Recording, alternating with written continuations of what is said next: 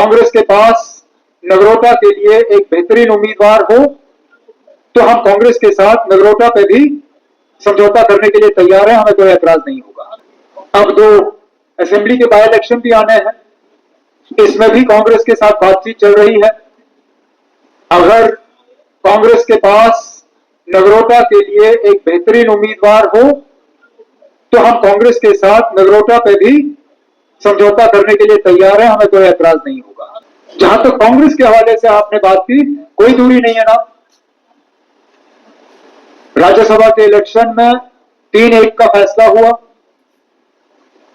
और मैंने खुद कांग्रेस के जनरल सेक्रेटरी के साथ दिल्ली में मुलाकात की और मैंने उन्हें समझाया कि पहले 2 सीटों पे देने का सवाल ही पैदा नहीं होता और वैसे भी जीत की सबसे बेहतर गुंजाइश तब होगी अगर कि चौथी सीट पे कांग्रेस का उम्मीदवार हो, क्योंकि पीडीपी हमारे साथ नहीं है लेकिन इंडिया ब्लॉक में कांग्रेस के साथ जरूर है।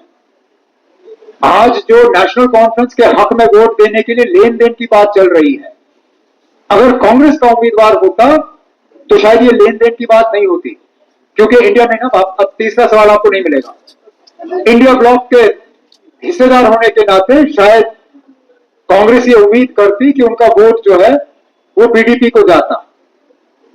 लेकिन अरूप साहब के साथ जब उनकी बात हुई, डॉक्टर साहब ने सिर्फ उनसे यही गुजारिश की कि मुकाबला बीजेपी के साथ है, कोई और उम्मीदवार मैदान में है नहीं। अगर बीजेपी के खिलाफ वोट नहीं डाला जाएगा तो सीधा सीधा बीजेपी को फायदेमंद होगा। एब्सटेन करना भी बीजेपी के हक में वोट डालने के बराबर है।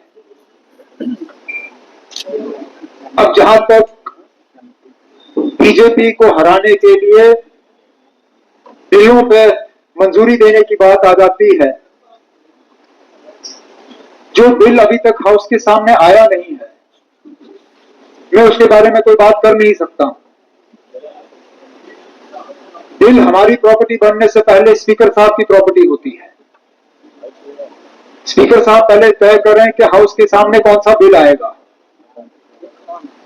बिल्स बहुत सी सबमिट होती हैं, किस बिल को मंजूरी मिलती है और कौन सा बिल फिर ड्रॉ ऑफ लॉट्स के जरिए लिस्ट होता है, वो ना मैं यहां पे तय कर सकता हूं ना महबूबा मुफ्ती साहब तय कर सकती है।